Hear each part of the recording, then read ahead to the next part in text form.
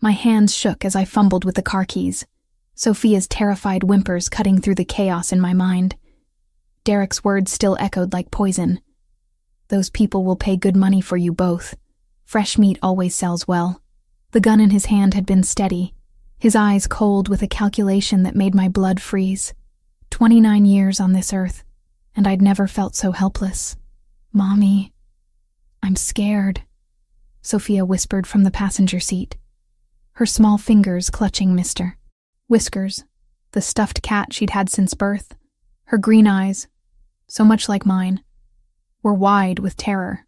"We're going to be okay, baby," I lied, pulling into Manhattan traffic.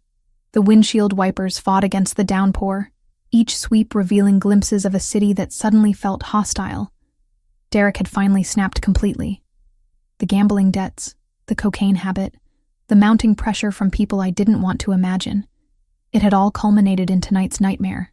I'd met Derek 3 years ago at a hospital fundraiser. He'd been charming then, a decorated police officer who seemed like the stability Sophia and I needed after her father died. What a fool I'd been. The first red flag should have been how quickly he moved in, how eager he was to control our lives. But I'd been lonely, overwhelmed by single motherhood and the demands of my psychology practice. The Bella Notte restaurant appeared like salvation through the rain-streaked windshield, its warm golden light spilling onto the wet streets. I'd driven aimlessly for 20 minutes, but something about this place felt safe. Expensive cars lined the street. Mercedes, BMWs, a gleaming Maserati. People with money, people with power, people who might help us. "Come on, sweetheart." I lifted Sophia from the car, her 6-year-old frame trembling against my chest. The bruises on my forearm throbbed where Derek had grabbed me, dark fingerprints already forming on my pale skin. The doorman nodded respectfully as we entered, his eyes taking in our disheveled state with professional discretion. Inside, the restaurant hummed with quiet elegance. Crystal chandeliers cast dancing shadows across cream-colored walls adorned with original artwork. The scent of garlic and expensive wine mingled with the soft murmur of sophisticated conversation. This was a world I'd glimpsed but never inhabited. A place where power brokers and influential families dined in refined luxury. The maitre d' approached with polished professionalism, his Italian accent lending warmth to his greeting. "Good evening, signora. How may we assist you tonight?" I opened my mouth to speak, but Sophia broke free from my arms. She ran straight toward a corner table where a man sat alone, his presence commanding even in solitude. Dark hair swept back from a face that could have been carved from marble, sharp cheekbones, a strong jaw darkened by 5 o'clock shadow, eyes the color of storm clouds. He wore a charcoal suit that probably cost more than my monthly salary, but it was the way he carried himself that made everyone else fade into background noise. There was an aura of controlled danger about him, like a predator masquerading as a gentleman. "Please, help my mommy!" Sophia's voice cracked with desperation, her small hands gripping the edge of his table. "The bad man wants to sell us. He has a gun, and he's going to give us to scary people." The stranger's eyes snapped to her, then to me. I watched something shift in his expression. Surprise, then a focused intensity that made my breath catch. He was older than me, maybe mid-30s, with the kind of quiet authority that didn't need to announce itself. When he moved, it was with the fluid grace of someone accustomed to being in control. "Sophia, come back here," I called, rushing forward, but my voice sounded weak even to my own ears. The man, this beautiful, dangerous stranger, slowly set down his wine glass. His gaze traveled over Sophia's tear-stained face, then lifted to assess me. I felt exposed under his scrutiny, aware of my disheveled appearance, the fear I couldn't hide, the bruises I hadn't bothered to cover. My usually neat auburn hair hung in damp tendrils around my face, and my simple blue dress was wrinkled from our desperate flight. "What's your name, little one?" he asked Sophia, his voice low and surprisingly gentle. There was something in his tone, a careful control that suggested volcanic emotions held in check. "Sophia Wright. That's my mommy, Joanne. The bad man has a gun and he wants to hurt us." Her words tumbled out in a rush, complete trust radiating from her small form. The stranger's jaw tightened almost imperceptibly. A muscle jumped near his temple, the only sign of whatever storm was building behind those granite eyes. He looked past me toward the restaurant's entrance, and I followed his gaze to see Derek's silhouette through the glass doors. My heart hammered against my ribs so hard, I wondered if he could hear it. He followed us, I whispered, instinctively moving closer to Sophia. The man stood in one fluid motion, his full height impressive. He was at least 6'3", broad shoulders filling out his suit jacket perfectly. With movements that seemed almost casual, he reached into his pocket and withdrew a phone. The gesture was unhurried, but there was something predatory in the way his eyes never left Derek's figure outside. "Vincent," he said quietly into the device, his voice carrying an authority that raised goosebumps on my arms. "We have a situation at Billionaire. 2 guests require immediate assistance. Handle the armed individual in the parking area. Carefully. He's a police officer, but I suspect not a clean one. Standard protocol for threats to civilians under our protection." I stared at him in shock. How had he known Derek was armed? How had he known Derek was a cop? Within seconds, I saw movement through the rain-streaked windows. Black SUVs materialized from the darkness like phantoms, surrounding Derek's beat-up Honda with military precision.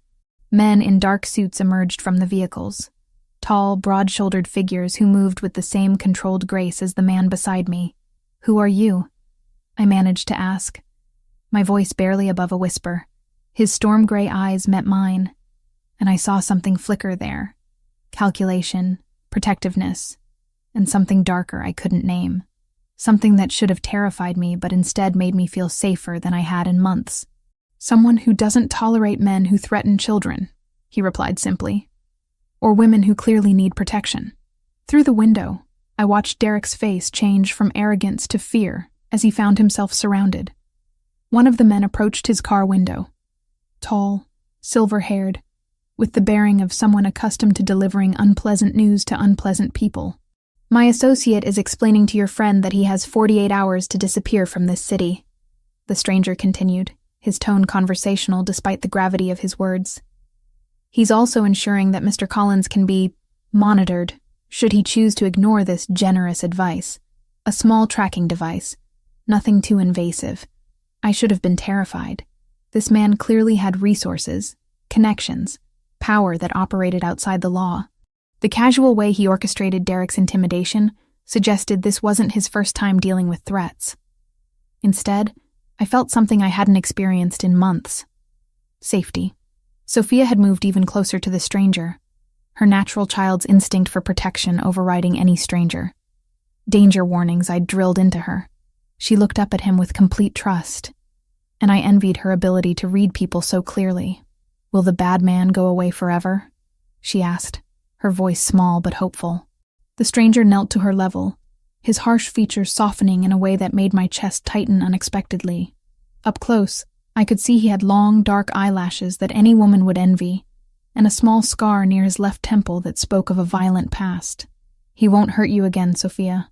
I promise you that." His voice carried such conviction that even I believed him completely. It was a promise no stranger should make to a child he'd just met. Yet somehow, looking into his eyes, I knew he meant every word, and that he had the power to keep it. The ride to his mansion felt like entering another world entirely. The black Mercedes glided through Manhattan streets with whisper-quiet luxury, its leather interior scented with cedar and something distinctly masculine that made my pulse skip erratically. Sophia had fallen asleep against my shoulder within minutes, exhaustion finally claiming her small body. "She's been through enough for one night," the stranger said quietly, his storm-gray eyes studying us in the rearview mirror. "My home is secure. You'll both be safe there." I shifted uncomfortably under his penetrating gaze. "I don't even know your name." "Raphael Montesani." He said it simply, as if the name shouldn't mean anything to me. But it did. My blood chilled as recognition hit. I'd seen that surname in newspaper headlines, whispered in conversations about New York's most powerful families. The Montesanis weren't just wealthy. They were untouchable, dangerous, connected to things decent people pretended didn't exist. I couldn't finish the sentence. "A businessman," he supplied smoothly, among other things. The understatement would have been laughable if it weren't so terrifying. Raphael Montesani was rumored to control half of Manhattan's underground economy. People crossed the street to avoid his associates. Politicians took his calls at midnight. And now I was in his car, dependent on his protection. "Why are you helping us?" My voice came out smaller than I intended. His eyes met mine in the mirror again, and I saw something flicker there, something almost vulnerable beneath the controlled exterior. "Children shouldn't be afraid in their own homes," he said finally. "Neither should their mothers." The mansion appeared through wrought iron gates that opened silently at our approach. I'd driven past places like this 1,000 times, wondering what kind of lives played out behind those pristine facades. The building rose before us like something from a Gothic novel, all clean lines and towering windows, softly lit from within. Perfectly manicured gardens flanked the circular driveway, where a fountain whispered secrets to the night air. "Welcome to my home," Raphael said, as the car stopped beneath a portico that could have sheltered half my apartment building. A man emerged from the shadows, tall, impeccably dressed, with silver hair and eyes that missed nothing. "Mr. Montesani," he said with a slight Italian accent. "Everything has been prepared as requested."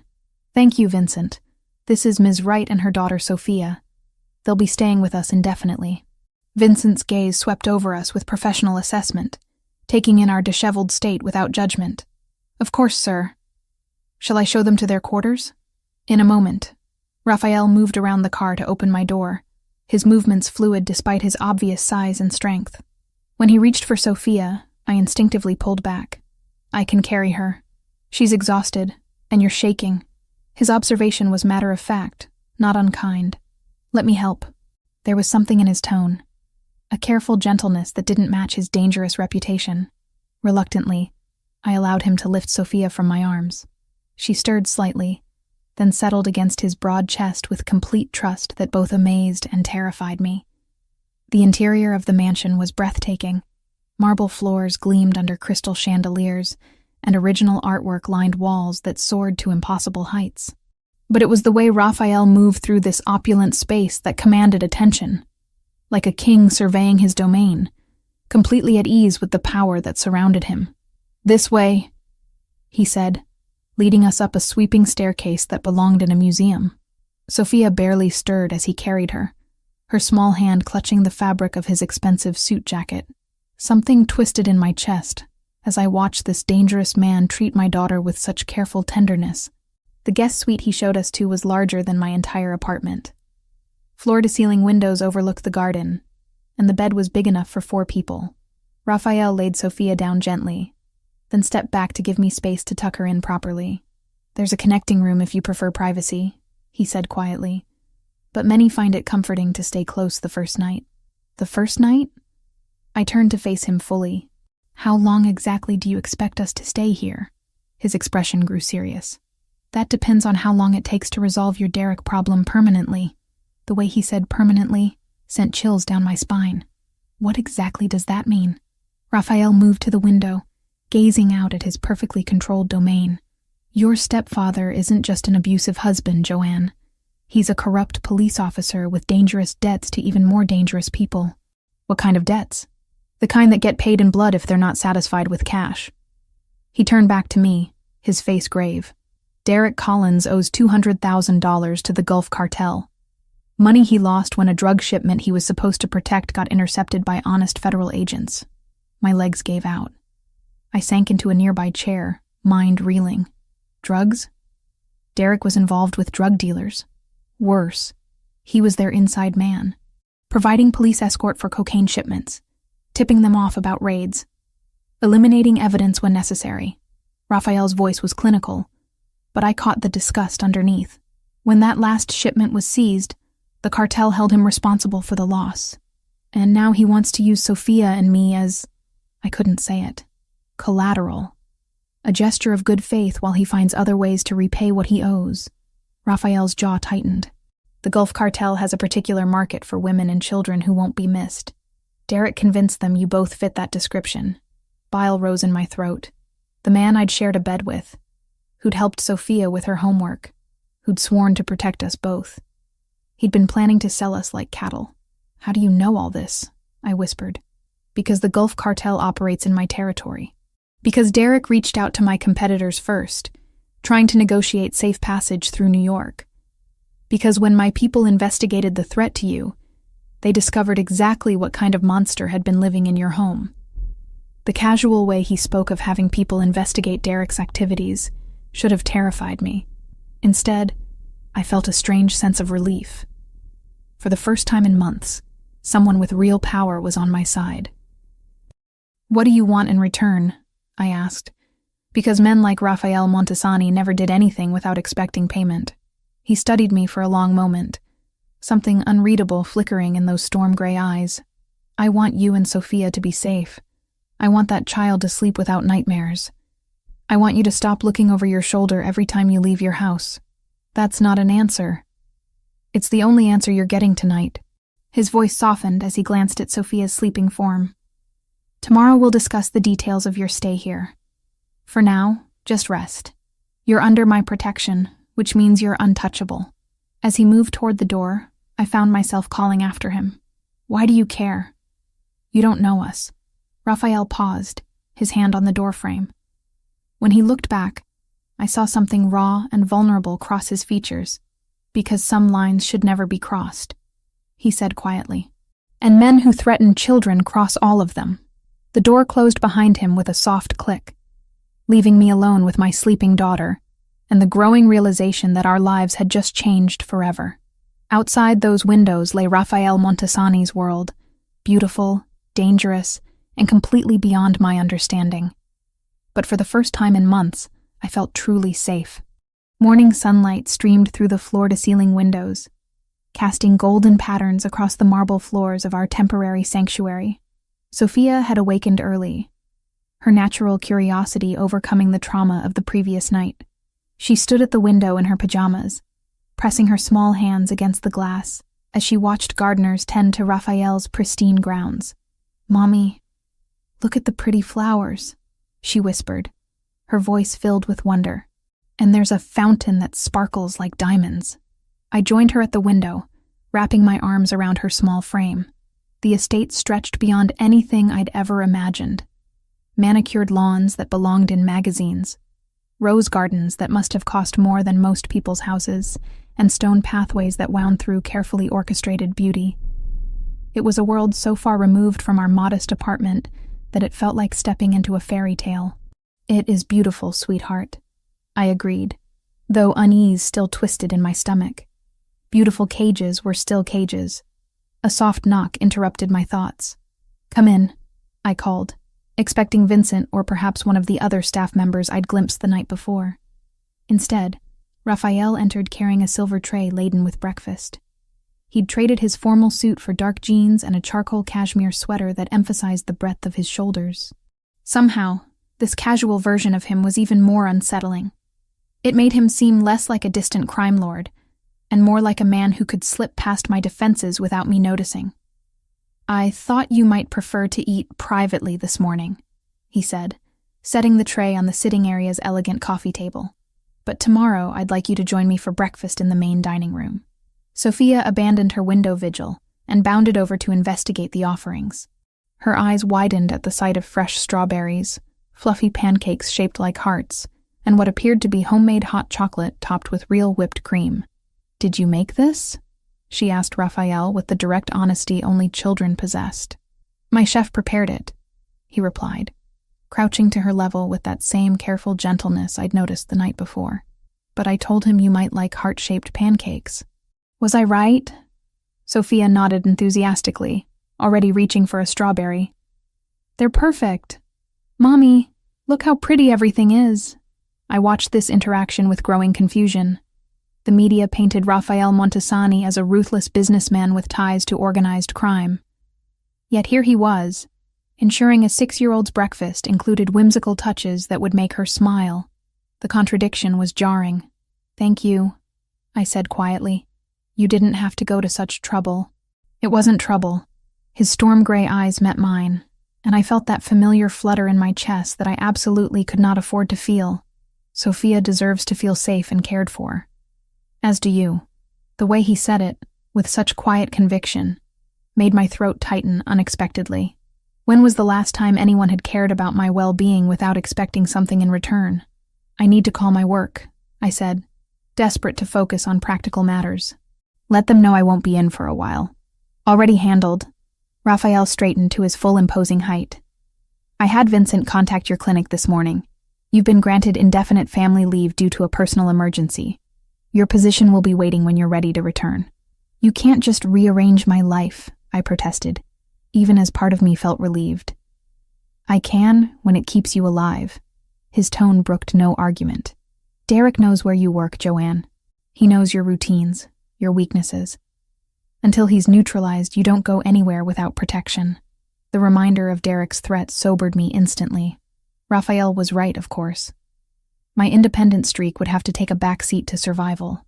What about Sophia's school? I asked. She can't miss too much. St. Catherine's Academy has agreed to accept her immediately, Raphael replied. It's a private institution with excellent security protocols. She'll have discreet protection, and their academic standards are far superior to her previous school. I stared at him. St. Catherine's has a waiting list 3 years long, and the tuition is already paid, he finished calmly. Consider it an investment in Sophia's future. Before I could protest further, Sophia tugged on Raphael's sweater. What's that? She asked, pointing to a chess set positioned near the window. It's a game called chess, Raphael explained, his entire demeanor softening when he spoke to her. Would you like me to teach you how to play? For the next hour, I watched in fascination as this dangerous man patiently explained chess basics to my daughter. He showed her how each piece moved, creating elaborate stories about brave knights and powerful queens that made Sophia giggle with delight. His large hands dwarfed the delicate pieces, but he handled them with surprising grace. The queen is the strongest piece on the board, he told Sophia seriously. She can move anywhere she wants, and the whole game revolves around protecting the king and queen. Like you protect Mommy and me? Sophia asked innocently. Raphael's eyes flicked to mine before returning to Sophia. Exactly like that, he said softly. Something dangerous unfurled in my chest at his words. I couldn't afford to read meaning into his kindness. Couldn't let myself believe this was anything more than temporary sanctuary. But watching him with Sophia, seeing the genuine affection in his eyes, the careful way he praised her small victories, made it hard to remember he was supposed to be dangerous. That afternoon, while Sophia napped, Raphael showed me through parts of his mansion. The library was particularly stunning. Floor-to-ceiling mahogany shelves filled with leather-bound volumes, comfortable reading chairs positioned near tall windows, and the faint scent of aged paper and expensive whiskey. You read psychology texts, I observed, noting several familiar titles among the collection. Know Thy Enemy, he replied with a slight smile that didn't reach his eyes. Understanding human behavior is essential in my line of work. And what exactly is your line of work? I asked, though I wasn't sure I wanted the honest answer. Raphael was quiet for a long moment, studying my face as if weighing how much truth I could handle. I manage certain business interests that operate outside traditional corporate structures, he said finally. Import and export primarily, some real estate development, investment opportunities that require discretion.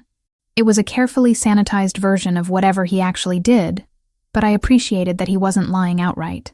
The less I knew about his criminal activities, the safer I'd be if this situation ever went sideways. Your daughter is remarkable, he said, changing the subject as we moved into a sitting room decorated in warm earth tones. Intelligent, resilient, trusting despite everything she's been through. You've raised her well. Pride swelled in my chest. She's the best thing I've ever done. It shows. Raphael's expression grew serious. I want you to know, Joanne, whatever happens with Derek, whatever you decide about staying here, Sophia will always be protected. I give you my word on that. The intensity in his voice made my breath catch. There was something almost vulnerable in the way he spoke about Sophia, as if her welfare had become personally important to him in the span of a single day. Why? I whispered. Why do you care so much about strangers?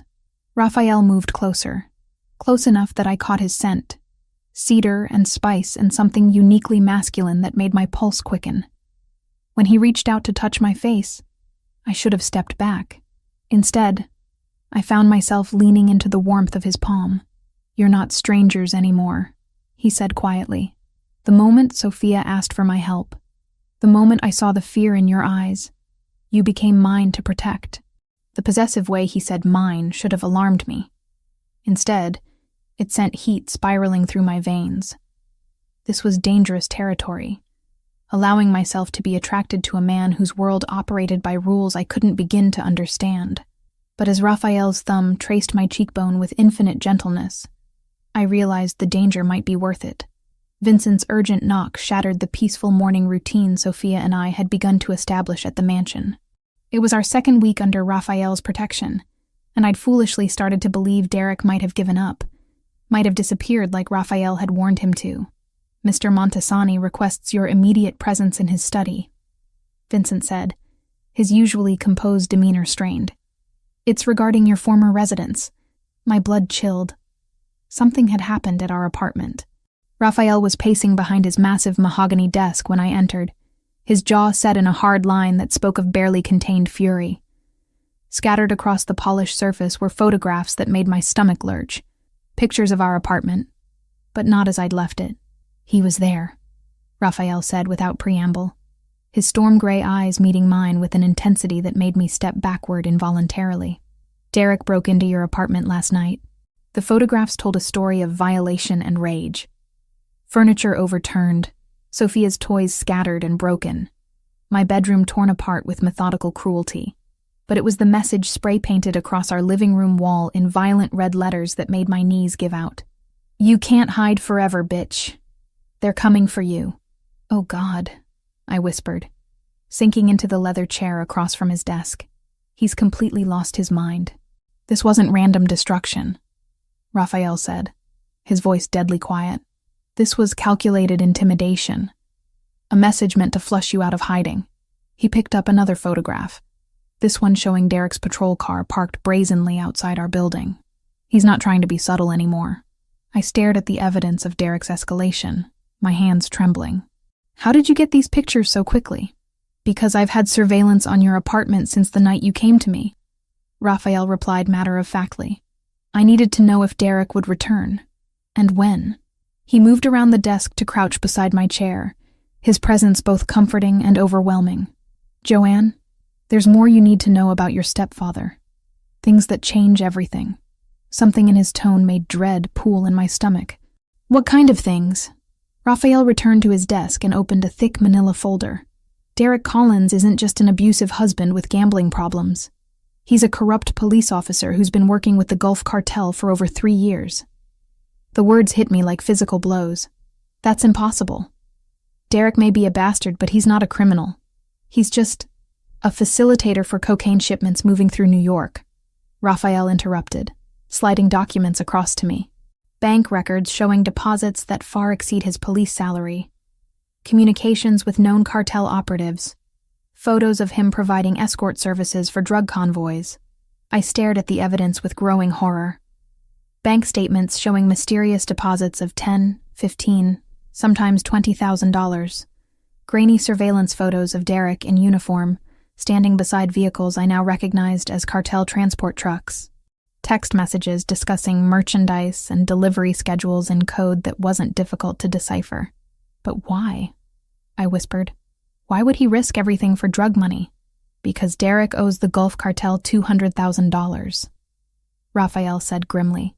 3 months ago, he was supposed to provide police escort for a major cocaine shipment. Instead, honest federal agents intercepted the convoy. The cartel lost millions in product, and they held Derek responsible. My mind reeled, trying to process this revelation. The Derek I'd known, controlling, violent, but still a police officer who'd sworn to uphold the law, had been living a double life I never could have imagined. "The night you came to me, Derek was desperate," Raphael continued.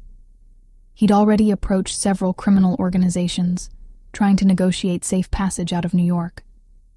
When they all turned him down, he decided to offer the cartel something else as collateral for his debt. "Sophia and me," I realized with dawning horror. "You and Sophia," he confirmed. 2 untraceable women who could disappear without anyone asking difficult questions. The cartel has specific markets for that kind of merchandise. Bile rose in my throat. I pressed my hands to my mouth, fighting the urge to vomit. The man I'd shared a bed with, who'd helped Sophia with her math homework, who'd promised to protect us both. He'd been planning to sell us like cattle to pay his debts. "There's something else," Raphael said quietly, and the gentleness in his voice made me look up. Something about Sophia's father. My heart stopped. "Michael? What about Michael? He died in a car accident 4 years ago." Michael Wright discovered Derek's criminal activities, Raphael said carefully, as if handling explosive material. He found evidence of the drug money, the cartel connections. He was going to the FBI. "No," I breathed. But even as I said it, pieces began clicking into place. Michael's increasing paranoia in the weeks before his death, his insistence that something was wrong with Derek, his refusal to let Derek babysit Sophia anymore. "Derek sabotaged your husband's car," Raphael said with devastating gentleness. "Made it look like brake failure. Michael Wright didn't die in an accident, Joanne. He was murdered to keep him quiet." The words hit me like a freight train. Everything I'd believed about my life, about Michael's death, about Derek's place in our family. All lies. I doubled over in my chair, grief and rage warring in my chest until I couldn't breathe. "I'm sorry," Raphael said, and suddenly he was kneeling beside me, his large hands gentle on my shoulders. "I'm so sorry you had to learn this way. He killed Michael," I sobbed, the reality finally sinking in. "He killed my husband, and then he married me. He's been planning this all along, hasn't he? Getting close to us, gaining our trust, waiting for the right moment to—" "Hey," Raphael said firmly, his hands framing my face, forcing me to look at him. "Listen to me. Derek Collins will never touch you or Sophia again. I give you my word on that." Something in his voice, a lethal promise that went beyond mere protection, made me believe him completely. This man, this dangerous stranger, who'd become our sanctuary, would kill Derek without hesitation if necessary. And God help me, I was grateful for it. "I should have known," I whispered, tears streaming down my cheeks. "I should have seen the signs, should have protected Michael, should have—" "Stop." Raphael's thumbs brushed away my tears with infinite tenderness. "You couldn't have known. Derek is a skilled manipulator who spent years perfecting his deception. None of this is your fault." For a moment we stayed frozen like that. His hands on my face, my tears falling onto his wrists, the weight of revelation hanging between us. I was acutely aware of his proximity, the heat radiating from his body, the way his breathing had quickened slightly. "Joanne," he said softly, and I heard something raw in his voice that made my pulse skip. Before I could respond, before I could think about all the reasons this was dangerous, I found myself leaning forward. He met me halfway, his arms wrapping around me as I collapsed against his chest. It should have been simple comfort, a protective embrace between allies. Instead, it felt like coming home to a place I'd never known I was looking for. Raphael held me while I grieved for Michael, for the innocence I'd lost, for the naive woman who'd believed Derek's lies. His hands moved over my hair, my back, offering silent comfort that spoke louder than words. Against his solid chest, surrounded by his warmth and strength, I finally felt safe enough to fall apart completely. And when I did, Raphael caught every broken piece. 3 weeks into our stay at Raphael's mansion, I'd begun to believe we might actually be safe. Sophia had adapted remarkably well to St. Catherine's Academy, making friends with the privileged daughters of Manhattan's elite.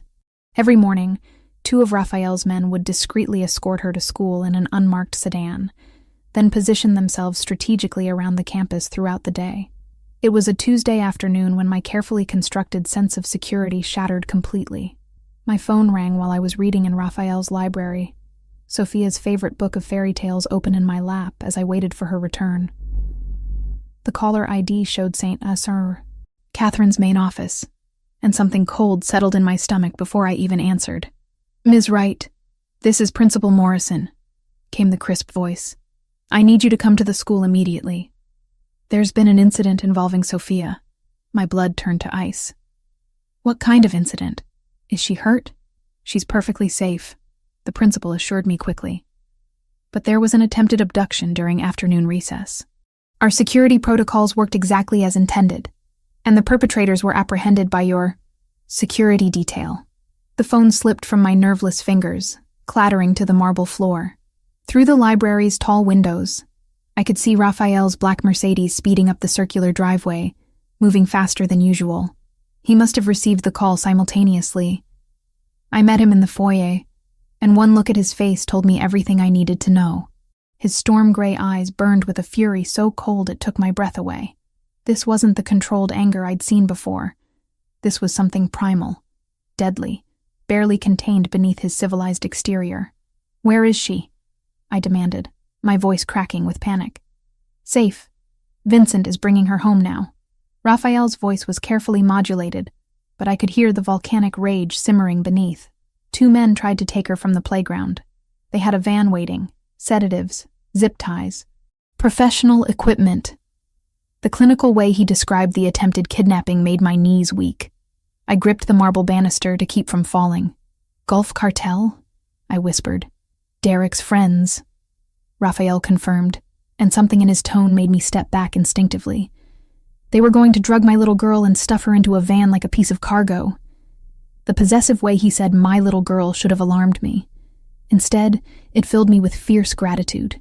Sophia had become precious to him, not just as my daughter, but as someone he genuinely loved and would die to protect. The front door opened, and Vincent entered carrying Sophia in his arms. She was crying, her small face pressed against the older man's shoulder, but she appeared physically unharmed. The moment she saw Raphael, she reached for him with desperate urgency. "Papa Rafa," she sobbed, using the name she'd started calling him the week before. "The bad men tried to take me, but Uncle Vincent scared them away." Raphael gathered her against his chest with infinite gentleness, his large hands stroking her hair, as he murmured soothing words in Italian. But over Sophia's head, his eyes met mine, and I saw something that chilled me to the bone. This was a man preparing for war. "What happened to the men who tried to take her?" I asked Vincent quietly. "Detained for questioning," Vincent replied with diplomatic vagueness that told me everything I needed to know. That evening, after Sophia had been fed, bathed, and tucked safely into bed with extra security posted outside her room, I found myself unable to sleep. The attempted kidnapping had shattered any illusion of safety I'd been clinging to. Derek wasn't giving up. He was escalating, becoming more desperate and dangerous.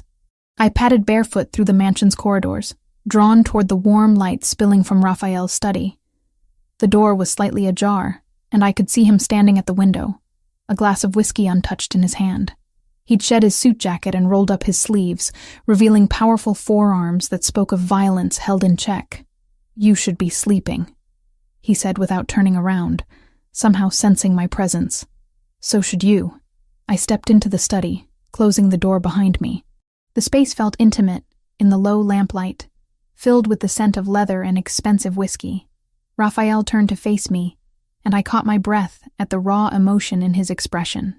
This man who controlled half of Manhattan with ruthless efficiency looked haunted, vulnerable in a way that made my chest ache. "I failed her," he said quietly. "I promised Sophia she would be safe, and I almost lost her today."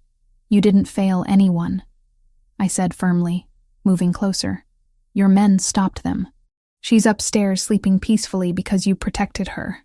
Derek has crossed every line," Raphael continued, his voice dropping to a dangerous whisper. "First he terrorizes you, then destroys your home, and now he tries to steal my daughter. There's only one way this ends. The possessive claim over Sophia should have bothered me. Instead, it filled me with warmth. She was his daughter now, in every way that mattered. "Raphael," I said softly, reaching out to touch his arm. The contact sent electricity racing up my spine, and I saw his pupils dilate in response. "You shouldn't be here," he warned, but he didn't step away. "Not tonight. I'm not thinking clearly. Maybe that's exactly what you need," I whispered, stepping closer until I could feel the heat radiating from his body. to stop thinking and just feel. Something snapped in his expression. Before I could draw another breath, his hands were framing my face, his mouth crashing down on mine with desperate hunger. The kiss was everything I'd imagined, and nothing I'd prepared for. Fierce, consuming, tasting of whiskey and dangerous promises. His arms wrapped around me, pulling me against the solid warmth of his chest as I melted into him completely. This was madness. Kissing a man whose world operated by rules I couldn't understand. But his mouth on mine felt like coming alive after months of merely existing. Joanne. He breathed against my lips, his voice rough with desire. You have no idea what you do to me. Before I could respond, the study door burst open. Vincent stood in the doorway, his usually composed expression tight with urgency. Sir, we have a situation, he announced, then stopped short when he realized what he'd interrupted. Forgive me, but this cannot wait. Raphael's arms tightened around me protectively before he reluctantly released me. What is it? Derek Collins has made contact with Gulf Cartel leadership. They're demanding immediate delivery of the collateral he promised, or they'll take alternative collection methods. Our sources suggest they're planning to escalate significantly within the next 24 hours. The blood drained from Raphael's face. How significantly? Direct assault on this residence, Vincent replied grimly. They know you have the woman and child here, and they're willing to go to war to collect them. Raphael was quiet for a long moment, his jaw working as he processed this information. When he finally spoke, his voice carried the weight of absolute decision. Prepare the safe house. I want Joanne and Sophia moved within the hour. No, I said firmly, surprising both men. I'm not running anymore, and I'm not letting you face this alone. Raphael turned to me, his eyes blazing with equal parts admiration and frustration. This isn't your fight. It became my fight the moment Derek decided to sell my daughter, I replied. Go handle Derek, end this nightmare, but come back to us. The words hung in the air between us, heavy with implication. This wasn't just about protection anymore. Somewhere in the past 3 weeks we'd become a family. Unconventional, dangerous, but real. Raphael cupped my face in his hands, pressing his forehead to mine. Derek has gone too far, he said quietly, his voice carrying lethal promise. No one touches what's mine and lives to tell about it. As he strode from the study with Vincent at his side, I pressed my fingers to my lips where the taste of him still lingered. Whatever was coming, I knew our lives would never be the same. But for the first time since this nightmare began, I wasn't afraid of the future. I was ready to fight for it. Raphael left the mansion before dawn, his movements silent and predatory as he prepared for what he knew would be the final confrontation. I watched him from our bedroom window as he descended the front steps, his tall frame cutting an imposing silhouette against the pre-dawn darkness. The GPS tracker Vincent had placed on Derek's car had led them to an abandoned warehouse in Brooklyn, the kind of place where screams echoed and bodies disappeared without questions being asked. He'd kissed me goodbye with desperate intensity, his hands framing my face as if memorizing every detail. I'll come back to you, he'd promised, his storm-gray eyes burning with lethal resolve. Both of you. I spent the morning in a state of suspended anxiety, unable to focus on anything except the knowledge that somewhere across the city, the man I'd fallen in love with was hunting the monster who'd destroyed my family. Sophia seemed to sense my tension, staying closer to me than usual as we moved through our morning routine. Her small hand would find mine repeatedly, as if anchoring us both to normalcy. Is Papa Rafa coming back soon? She asked over breakfast, her green eyes wide with the intuitive worry that children possess when they sense danger lurking just beyond their understanding. Soon, sweetheart, I promised, praying I wasn't lying to her innocent face. He had some important business to take care of. Hours crawled by with agonizing slowness. Vincent maintained his professional calm, but I caught him checking his phone repeatedly, his weathered hands betraying the slightest tremor as he scrolled through messages. His jaw was tight with concern for his employer, and I knew that despite his composed exterior, he was as worried as I was. The mansion felt hollow without Raphael's commanding presence, as if the very walls were holding their breath, waiting for their master's return. I tried reading, tried helping Sophia with a puzzle, tried anything to distract my racing mind. But every shadow that moved past the windows made my heart jump.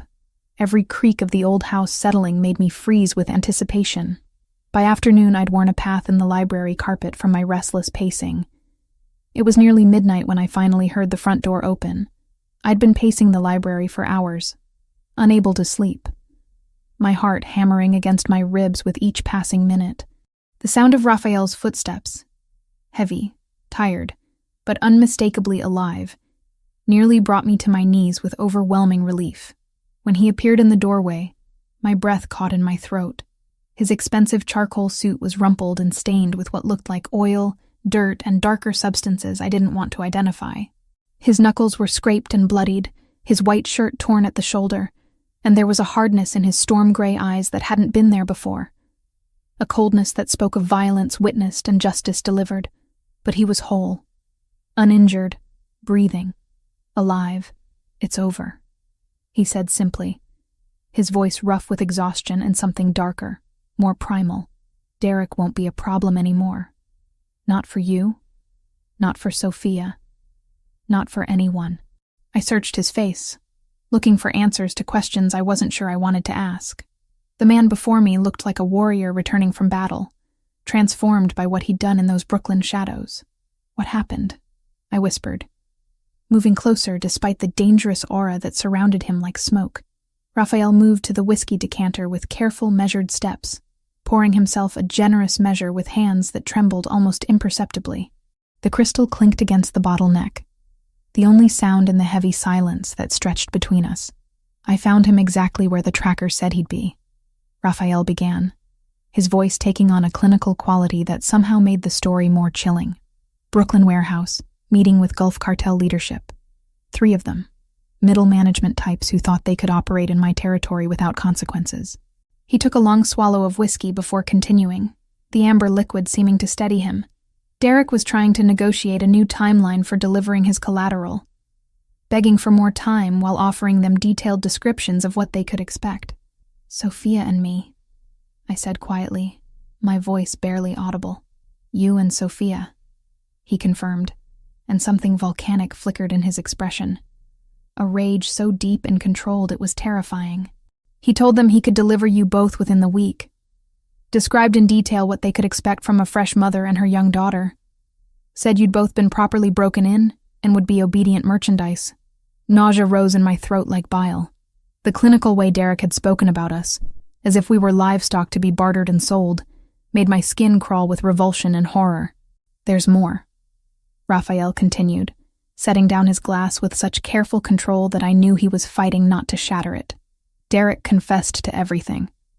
Not because he felt guilty, because he was proud of it. Proud of his planning, his patience, his execution. My legs gave out. I sank into the nearest leather chair, watching Raphael's face as he revealed the final pieces of my destroyed life. "He bragged about killing Michael," Raphael said, his voice dropping to a dangerous whisper that made the hair on my arms stand up. Said it wasn't as hard as he'd expected. Just a simple break line cut, then playing the grieving friend at the funeral. "He laughed about it, Joanne.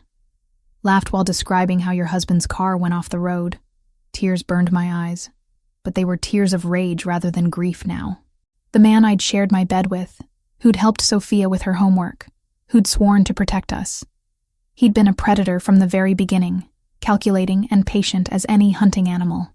He planned it all, I realized with dawning horror. The marriage, the relationship with Sophia, everything. He bragged about that too," Raphael continued, beginning to pace like a caged wolf. "Said he'd played the long game perfectly. Kill the husband, seduce the widow, gain legal access to the child. When his debts came due, he'd have the perfect payment ready and waiting. No one would even look for you." The glass in Raphael's hand suddenly shattered. He'd gripped it too tightly without realizing, and now whiskey and blood dripped from his knuckles onto the Persian rug. But he didn't seem to notice the pain, too consumed by the memory of what he'd witnessed. "That's when I knew talking was over," Raphael said with deadly quiet, examining his bleeding hand with detached interest. "When he looked at those cartel bastards and laughed while describing how he was going to drug you both for easier transport. Said Sophia would fetch top dollar in their markets because she was young and untouched. What did you do? I whispered, though part of me already knew. Raphael's eyes met mine, and I saw something raw and protective there that took my breath away. Love and violence intertwined in a way that should have terrified me, but instead made me feel safer than I'd ever felt in my life. I handled a loose end, he said simply, his voice carrying the weight of absolute finality. Derek Collins will never threaten you or Sophia again. Neither will the Gulf Cartel members who were stupid enough to think they could operate in my territory, trafficking in children. I should have been horrified.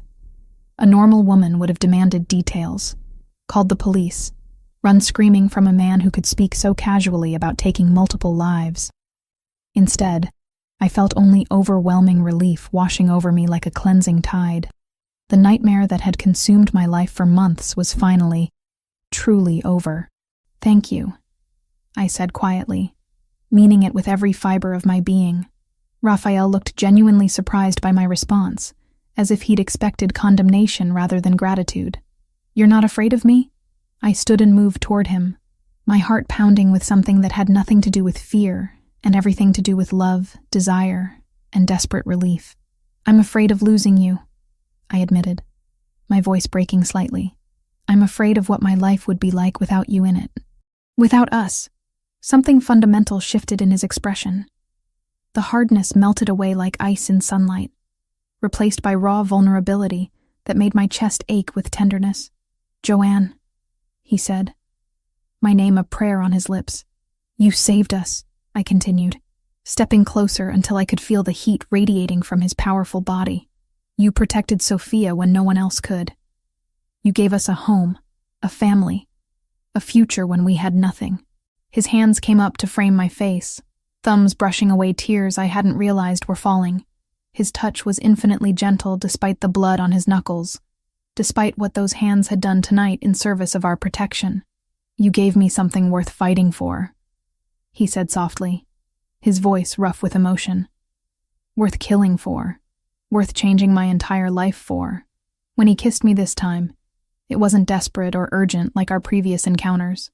It was claiming, possessive, full of promises that had nothing to do with mere protection and everything to do with forever. His mouth moved against mine with reverent hunger, as if he was memorizing the taste of victory and homecoming combined into one perfect moment. Mine, he murmured against my lips, the word carrying weight of ownership and worship combined into something sacred. Yours, I agreed completely, surrendering to the truth we'd both been fighting. Always yours. What followed was inevitable, beautiful, and utterly transformative. Raphael made love to me with the desperate intensity of a man who'd almost lost everything precious to him. And I gave myself to him with the abandon of a woman finally free to love without fear. A morning news anchor's voice drifted through the mansion's breakfast room, her crisp professional tone at odds with the intimate scene unfolding at Raphael's dining table. Sophia sat perched on Raphael's lap, carefully spreading jam on her toast, while he helped steady her small hands. The domestic normalcy of the moment felt surreal after everything we'd been through. Body of NYPD Detective Derek Collins was discovered in a Brooklyn warehouse early this morning. Sources close to the investigation suggest Collins may have been involved in drug trafficking operations connected to the Gulf Cartel. The case has been classified as gang-related violence, and the investigation has been expedited through federal channels. I reached for the remote, but Raphael's hand covered mine gently. Let it finish, he said quietly. Collins had been under internal investigation for suspicious financial activities and was scheduled to meet with federal agents next week. Police Commissioner Janet Martinez stated that while the department doesn't condone vigilante justice, Collins' death appears to be the result of criminal associations rather than his police work. The case is expected to be closed within days. Raphael turned off the television with deliberate calm. Sophia continued eating her breakfast, blissfully unaware that the bad man who'd terrorized us was now permanently gone. For her, life had simply become safe, stable, and filled with love. It's really over, I whispered, the weight of Derek's death settling over me. Not grief.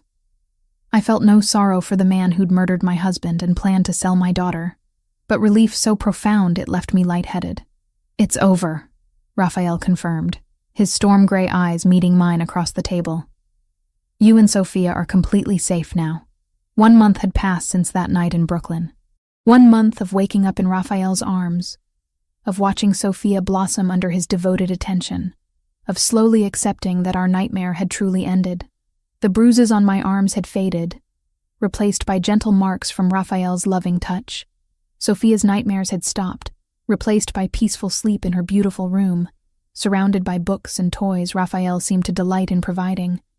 But questions lingered in the quiet moments. What kind of life were we building together? What kind of future could I give Sophia in Raphael's dangerous world? "Mommy, can Papa Rafa come to my school play next week?" Sophia asked, syrup decorating her chin as she grinned up at me. The casual way she called him Papa Rafa still made my chest tighten with emotion. In her 6-year-old heart, Raphael wasn't a crime lord or dangerous man. He was the father figure who read her bedtime stories, taught her chess, and made her feel utterly safe and loved. "Of course I can, Principessa," Raphael said, using the Italian endearment that made Sophia giggle every time. I wouldn't miss it. After Vincent took Sophia to school, Raphael and I found ourselves alone in his study. The same room where he'd first told me about Derek's criminal activities, where we'd shared our first desperate kiss, where he'd returned bloodied but victorious from ending our nightmare. "We need to talk," I said, settling into the leather chair across from his desk. Raphael leaned back in his chair, studying my face with that intense focus that still made my pulse quicken. "About our future. About what kind of future is possible," I corrected carefully. "Raphael, I love you. More than I thought possible.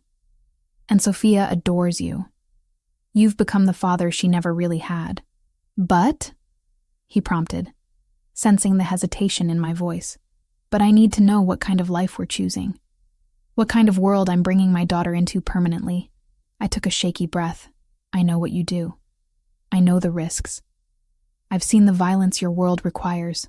And part of me accepts that because you used it to protect us." Raphael's jaw tightened almost imperceptibly. "What are you asking me?" "I'm asking if you're willing to change. Not who you are. I fell in love with exactly who you are. But how you live.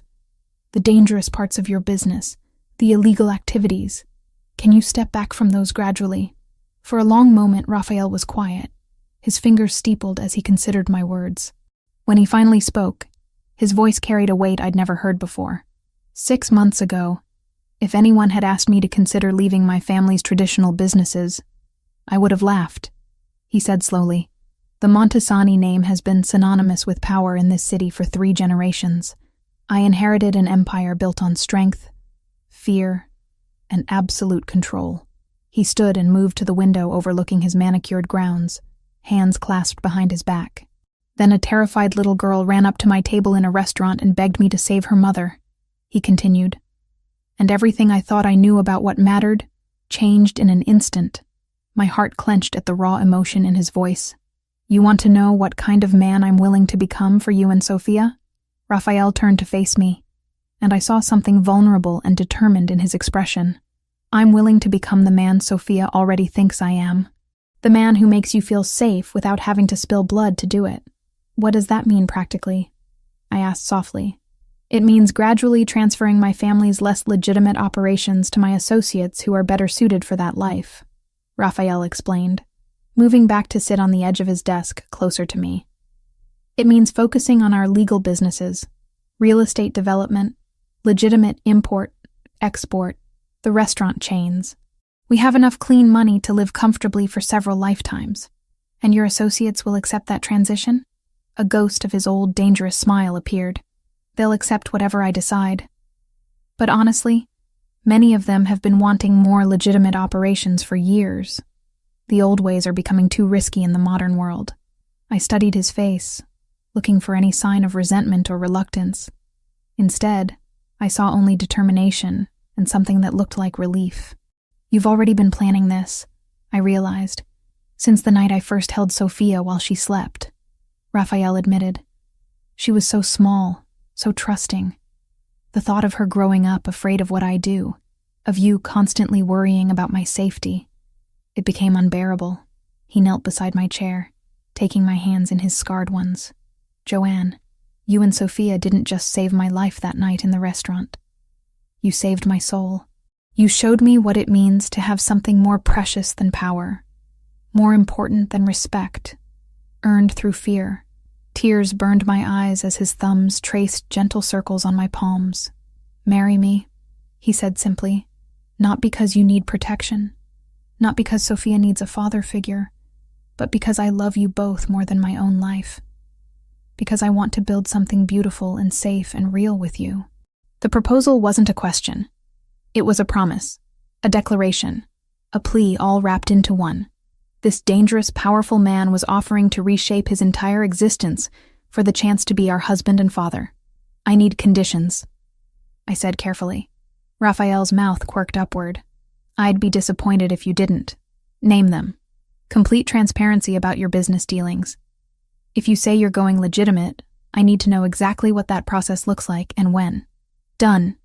Sophia's safety and normal childhood are non-negotiable. She goes to regular school, has normal friends, participates in normal activities. No bodyguards she can see, no obvious signs of your old life. Agreed, though I reserve the right to ensure discreet protection. And no more violence, I said firmly. I know the Derek situation required extreme measures, and I'll never regret what you did to protect us. But going forward, we handle problems through legal channels. Raphael was quiet for a moment, and I held my breath. That's the hardest one, he admitted finally. Not because I enjoy violence, but because sometimes it's the most efficient solution to problems that threaten my family. I'm asking you to trust that there are other ways. Then I'll learn other ways, he said simply. For you, for Sophia, for the man I want to become. When he kissed me, it tasted like promises and new beginnings, like a future where love was stronger than fear, where family mattered more than power. Yes, I whispered against his lips. Yes, I'll marry you. Yes, we'll build this life together. As Raphael's arms wrapped around me, holding me against his heart, I finally understood what true safety felt like. Not the protection of guards and guns, but the security of being cherished by a man willing to change his entire world for love. 6 months later, sunlight streamed through the stained glass windows of St. Bartholomew's Chapel, casting rainbow patterns across the stone floor, where I stood in a simple but elegant ivory gown. The chapel was small, intimate, exactly what Raphael and I had wanted for our wedding. No crowds, no media attention, just the people who mattered most. Sophia stood beside me as my maid of honor, her green eyes sparkling with excitement as she clutched a bouquet of white roses and baby's breath. She wore a pale pink dress that made her look like a little princess, her dark curls crowned with a delicate flower wreath that Raphael had insisted on personally selecting. You look beautiful, Mommy, she whispered, straightening my simple veil with the serious concentration she brought to everything important. So do you, sweetheart, I replied, my voice thick with emotion. In 6 months, our lives had transformed beyond recognition.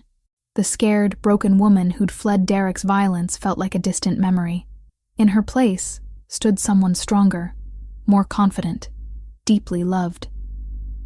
The chapel doors opened, and Raphael appeared at the altar. My breath caught as it always did when I saw him. He wore a perfectly tailored charcoal suit, his storm-gray eyes fixed on mine with an intensity that made my pulse race. But it was the expression on his face, pure adoration mixed with something almost reverent, that made tears blur my vision. As I walked down the short aisle, Raphael's eyes never left mine. When I reached him, he took my hands in his larger ones, and I felt that familiar electric current pass between us. You're breathtaking, he murmured, so only I could hear. The ceremony was brief, but meaningful. We'd written our own vows, and when Raphael spoke about promising to love and protect both Sophia and me for the rest of his life, his voice broke slightly. When I promised to build a future with him based on trust, love, and family, Sophia reached up to squeeze both our hands, making the small congregation of Vincent, the household staff, and a few of Raphael's closest associates smile through their tears. The moment Father McKenna pronounced us husband and wife, Raphael cupped my face in his hands and kissed me with such tenderness that the chapel seemed to fade away entirely. When we broke apart, Sophia launched herself into our arms, creating a three-way hug that felt like the seal on our new beginning. "Now you're really my papa forever," Sophia declared against Raphael's shoulder, making him close his eyes briefly as emotion overwhelmed him. "Forever and always, Principessa," he promised. The reception was held at the mansion, which had been transformed for the occasion. The ballroom glowed with soft lighting and white flowers, but the real magic was in the faces of the people celebrating with us. Vincent, who'd become like a grandfather to Sophia, dabbed at his eyes with a handkerchief. The household staff, who'd watched our unconventional love story unfold, beamed with genuine happiness. But it was the private moment Raphael and I shared in his study, now our study, that meant the most. As the party continued downstairs, he'd pulled me away for a quiet conversation. "Happy?" he asked, his arms encircling my waist as we swayed to the distant music. "Completely," I replied, meaning it with every fiber of my being. "Are you? Any regrets about the changes you've made?" Over the past 6 months, Raphael had systematically transferred his family's illegal operations to trusted associates, while focusing on legitimate businesses. The restaurants, real estate developments, and import companies were thriving under his attention. More importantly, he seemed lighter, more at peace than when I'd first met him. "My only regret is that it took me 35 years to find you and Sophia," he said, pressing a gentle kiss to my temple. "Everything else was just preparation for this life." The transformation hadn't been without challenges. Some of his associates had questioned his decisions initially, but Raphael's reputation and careful transition planning had smoothed most difficulties.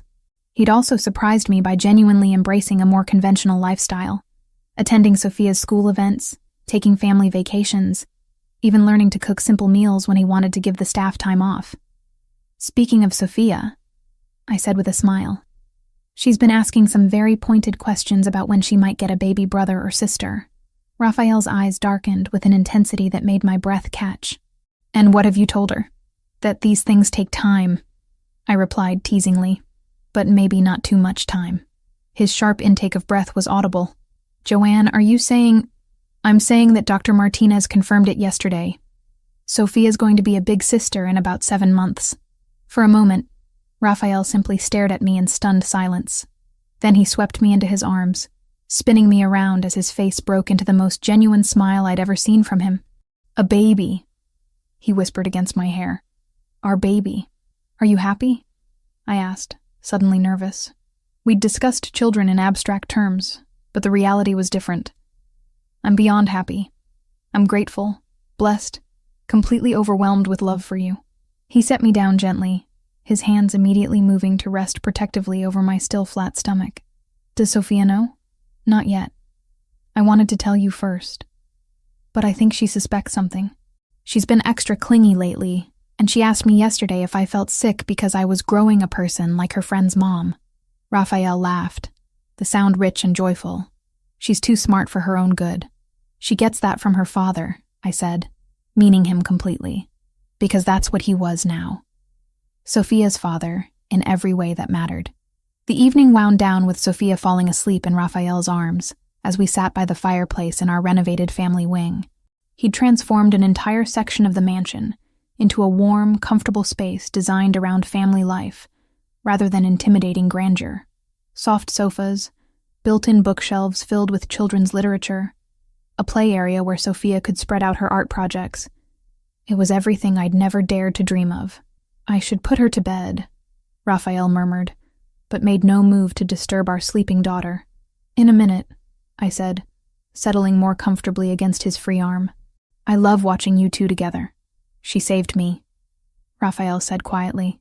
"That night in the restaurant, when she ran up to my table asking for help, she saved my soul without even knowing it." "You saved each other," I corrected. "You showed her what a real father looks like, what unconditional love and protection feel like." Outside the windows, snow had begun to fall, blanketing the grounds in pristine white. The mansion felt like a fortress, but not the cold, intimidating kind it had once been. Now it was a sanctuary filled with love, laughter, and the promise of new life growing within me. "Do you ever think about Derek anymore?" Raphael asked unexpectedly. I considered the question seriously. Sometimes. But not with fear or anger. He's just a shadow from a past life. A cautionary tale about how wrong things can go when you ignore red flags. What he did to Michael. What he planned for Sophia and me. It's just proof of how precious this life we've built really is. Raphael's arm tightened around me protectively. He can never hurt any of us again. I know, and I'm grateful for what you did to ensure that, even if we never speak of it directly. As if sensing our conversation, Sophia stirred in Raphael's arms, her green eyes fluttering open. Are we going to live happily ever after now? She asked with the simple directness of childhood. Raphael and I exchanged a look over her head, communicating without words the depth of our love and commitment. Yes, Principessa, Raphael said softly. We're going to live happily ever after. And as Sophia smiled sleepily and snuggled back into his arms, I knew he was right. Our fairy tale hadn't started with a princess in a tower or a knight in shining armor. It had started with a terrified mother and daughter asking a dangerous stranger for help. But the ending, this perfect moment of peace, love, and family, was more beautiful than any storybook could have imagined. Tomorrow would bring new challenges, new joys, new adventures. But tonight, wrapped in Raphael's arms with our daughter safe between us and our unborn child growing beneath my heart, I had everything I'd ever wanted and more than I'd ever dared to dream. We were home. We were safe. We were loved. And Derek Collins was nothing more than a bad dream that could never touch us again.